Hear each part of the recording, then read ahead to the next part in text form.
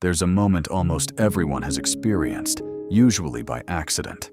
You're washing a dish, or watching rain hit a window, or holding a sleeping child, and for a few seconds, your mind goes completely quiet. No replaying yesterday, no rehearsing tomorrow, just this, exactly as it is. Most people call that peace and forget about it 5 minutes later. One man built an entire body of work around the idea that this quiet isn't rare at all. It's underneath everything, all the time, waiting for you to stop talking over it. That man is Eckhart Tolle, and the book is The Power of Now. Tolle wasn't a monk or a lifelong spiritual teacher. He was, by his own account, a deeply anxious and depressed young academic, until a single internal crisis in his 20s seemed to dissolve the anxious, self-critical voice in his head almost entirely. What was left, he said, was a stillness he'd never experienced before, and years of trying to understand what had actually happened to him became the foundation of this book. It reads less like a psychology text and more like a long, patient conversation, because that's essentially what it is. A series of questions and answers exploring one central claim. Almost everything we call suffering is created not by our circumstances, but by our compulsive relationship with thought, and specifically by our refusal to actually inhabit the present moment. That claim sounds simple until you try to test it against your own life. And this book has stayed relevant for decades because most of us, if we're honest, are barely ever where we physically are. We eat breakfast while mentally drafting an email. We sit at a family dinner while replaying an argument from 3 days ago. We lie in bed exhausted, unable to sleep, because some unfinished version of tomorrow keeps looping in our head uninvited. Tolle's argument is that this isn't just an unfortunate habit. It's the actual mechanism behind most of what we experience as anxiety, resentment, and low-grade unhappiness. And it's worth taking apart piece by piece. The first idea the book insists on, and the one everything else is built from, is a distinction most people have never consciously drawn.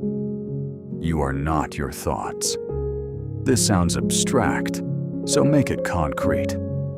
Notice the voice in your head right now, the one narrating, judging, planning, replaying. That voice comments on nearly everything. It tells you what you should have said in that meeting. It rehearses arguments with people who aren't in the room. It's running almost constantly, and most people are so identified with it that they never stop to ask a basic question. Who exactly is listening to that voice? The moment you can notice a thought, actually catch it happening, the way you'd notice a car passing outside a window, you've proven something important. There must be two things here, not one. There's the thought, and there's the awareness observing the thought. You are the second thing. Tolle's claim is that most human suffering comes from mistaking yourself for the first thing instead, from believing you are the anxious narrator rather than the quiet awareness that's capable of noticing the narrator at all. A manager who spends her commute silently rehearsing a confrontation with a difficult employee isn't actually having the confrontation. She's suffering through an imagined version of it, over and over, as if it were real, and her body doesn't know the difference. The stress hormones are the same either way. This leads directly into one of the book's sharper distinctions between the part of your mind that solves problems and the part that just won't stop talking. Tolle isn't arguing against thinking. Thinking is essential for planning a project, for solving a real problem, for writing an email that needs to be precise. The issue is compulsive thinking, the kind that runs on its own, uninvited, long after it's stopped being useful. You see this everywhere once you start looking. Someone lying awake at 2 in the morning isn't solving anything by replaying an awkward conversation from earlier that day. No decision is being made. No insight is being reached. The mind is simply spinning, consuming energy and peace for no productive reason, purely out of habit. Here's a useful test the book essentially offers, even though it never phrases it quite this way. Ask yourself, in any given moment of worry, is this thought helping me take a next step, or is it just repeating? If it's actually useful, if it's helping you draft the email or plan the route or prepare the conversation, keep thinking. If it's just looping, that's not your mind working for you anymore. That's your mind running you. Recognizing which one is happening in real time is most of the practice this entire book is trying to teach. From here, the book moves into what might be its single most useful idea for anyone dealing with ordinary daily stress. And it's a distinction between what Tolle calls clock time and psychological time. Clock time is practical and necessary. Knowing you have a flight at 6, knowing a deadline is Thursday, planning ahead so you're not caught off guard. Nobody's arguing against that. Psychological time is different. It's the compulsive dragging of the past and future into a present moment that doesn't actually contain either of them. It's replaying a mistake from years ago as if it were still happening. It's living in a hypothetical future crisis that hasn't occurred and might never occur. Picture 2 people waiting for medical test results. Both have the same amount of information and the same amount of uncertainty. One spends the 3-day wait mentally rehearsing worst-case conversations with doctors that haven't happened yet, exhausted and sick with dread before any actual bad news has arrived, if it ever does.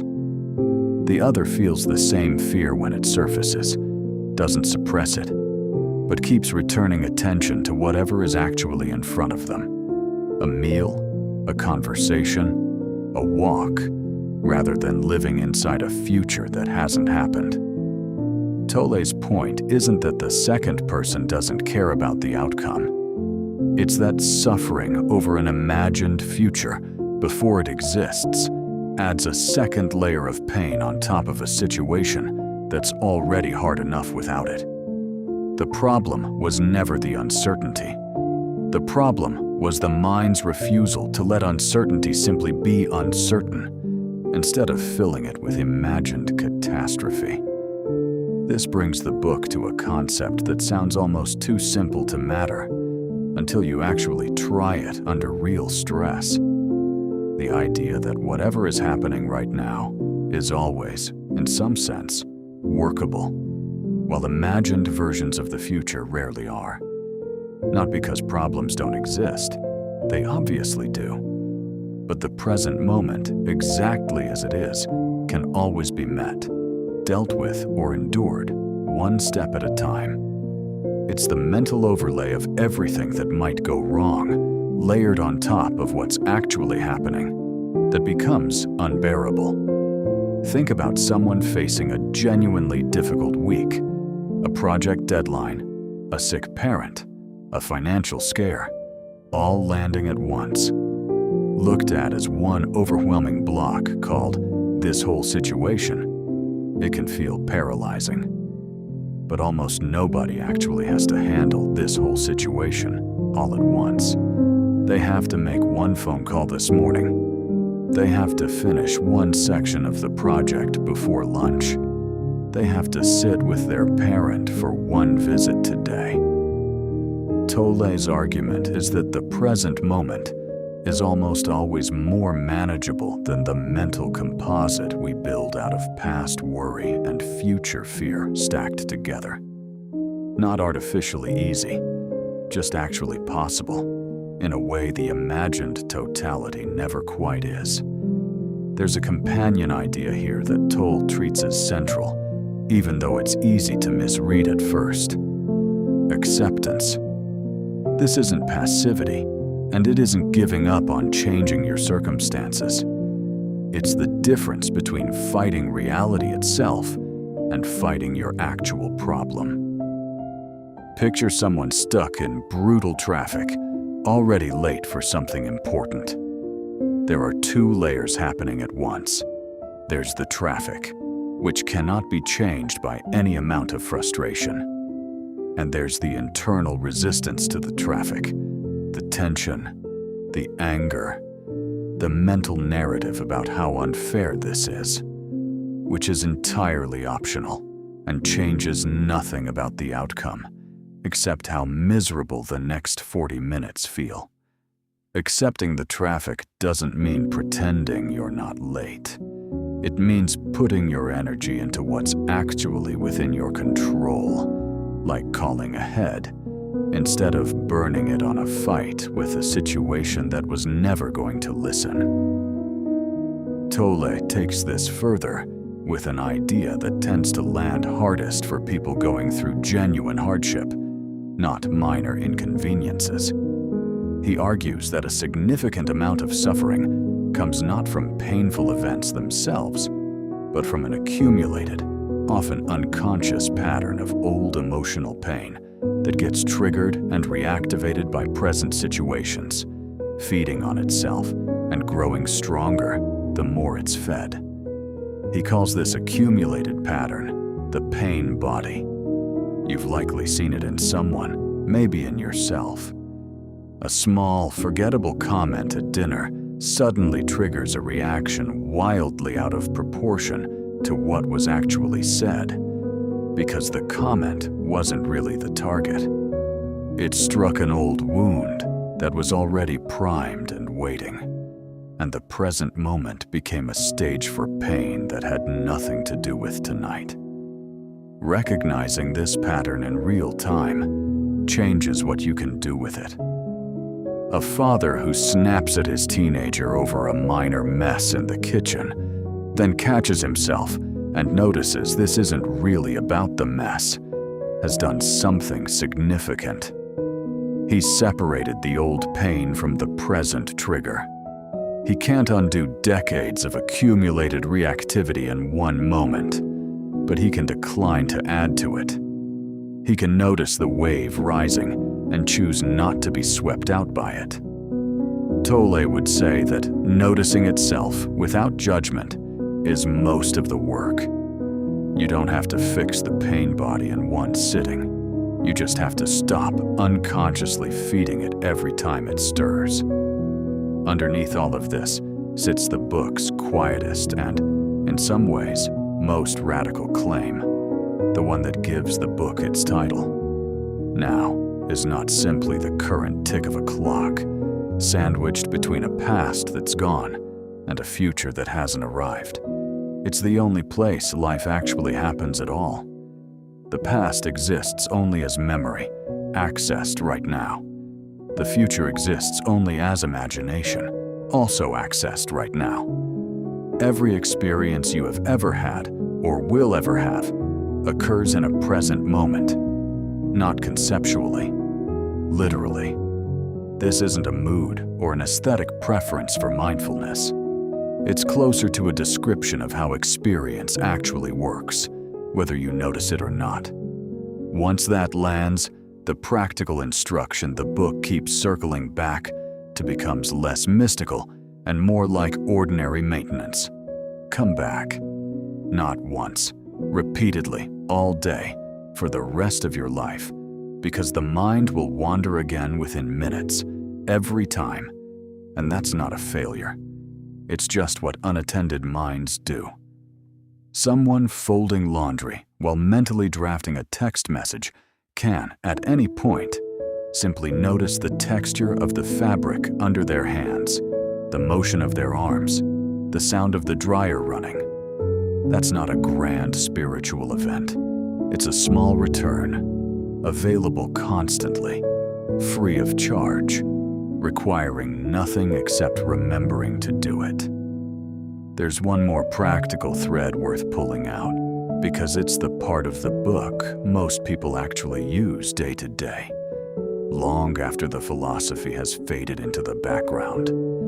The idea that the body itself can serve as an anchor back into the present, faster and more reliably than the mind ever will. Thoughts are slippery. You can catch one and be dragged into 3 more before you've even finished noticing the first. The body, by contrast, is always happening exactly now. It cannot be in the past or the future. Your shoulders are tense right now, not yesterday. Your breath is moving right now, not next week. This is why so many grounding techniques in therapy and elsewhere ask people to notice physical sensation instead of trying to argue their way out of a spiral of thought. Someone in the middle of a panic spiral at their desk, heart racing before a presentation, will get further pressing their feet into the floor and noticing that contact than they will trying to think their way to calm. Thinking got them into the spiral. It's rarely what gets them out. A hand placed deliberately on your own chest, feeling it rise and fall, does something 1,000 reassuring thoughts can't quite manage, because it doesn't argue with the mind. It simply gives attention somewhere else to land, somewhere that was never anxious in the first place. Every idea in this book, laid side by side, points back to the same quiet observation. Most suffering isn't generated by what's actually happening to you right now. It's generated by a mind compulsively dragging the past forward and projecting the future ahead, layering imagined pain on top of a present moment that was, by itself, almost always survivable. The voice in your head isn't your enemy, but it isn't you either. And the moment you can notice it running is the moment you stop being entirely run by it. Peace was never something you needed to travel toward or earn through years of effort. It was sitting underneath the noise the entire time, in the one place you actually live, which is now. Maybe the invitation this book leaves behind isn't to think differently about your life. It's to notice, just for a breath, that you're already here.